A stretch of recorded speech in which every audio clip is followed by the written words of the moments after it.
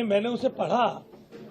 आदरणीय उपराज्यपाल जी ने पूर्व मुख्यमंत्री जी से अपने वार्तालाप का जिक्र किया है कि वो कहते थे कि 15 दिन में जनता बोल बाल के थक जाएगी। ये उनकी गंभीरता को दिखाता है।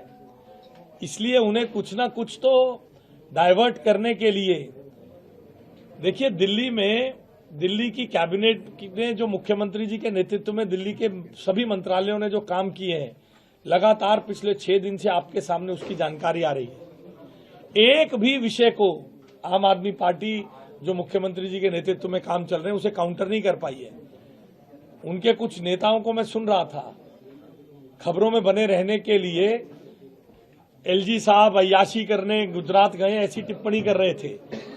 दुर्भाग्य से वो कभी पत्रकार थे। इस प्रकार की तुच्ची भाषा का प्रयोग कर रहे थे जो असंसदीय और जिसे कहना चाहिए कि बिलो द बेल्ट भाषाएं हैं।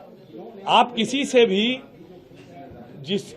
से भी मतांतर रखिए, राजनीतिक विद्वेष रखिए, राजनीतिक विरोध रखिए, मगर संवैधानिक पदों पर बैठे व्यक्तियों से इस प्रकार की भाषा आप तभी बोलते हैं जब आपके पास अपने तथ्यों के आधार पर किसी मुद्दे पर जनता के सामने एक रीजनेबल स्टैंड दिखाने की क्षमता नहीं होती है।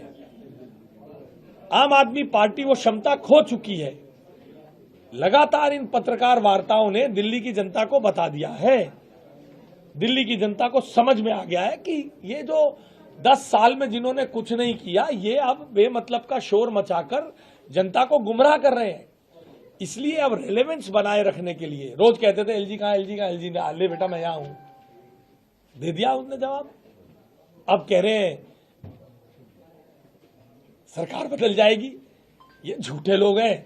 कभी कहते हैं हमारे पास आईबी की रिपोर्ट आई है, गुजरात में हम जीत रहे हैं। कल कह रहे थे जेडपी में हम जीत रहे हैं। मैं ही अकेला राष्ट्रीय नेता हूं। गोवा ने ऐसा, मैं कहना नहीं चाहता हूं, जनता को मैं प्रणाम करता हूं, उन्होंने देख लिया दिल्ली में किस प्रकार का प्रलाप 10 साल पुराने। ये जो बहुत धन्यवाद है सौरभ भारद्वाज जैसे लोगों को, बेरोजगार नेताओं को, जिन्होंने दिल्ली में अपनी विफलता का ढिंढोरा गा गा के गोवा की जनता को बता दिया कि हम 10 साल में कुछ नहीं कर पाए। अब इनसे 10 महीने का जवाब मांग रहे हैं। गोवा की जनता बहुत समझदार है।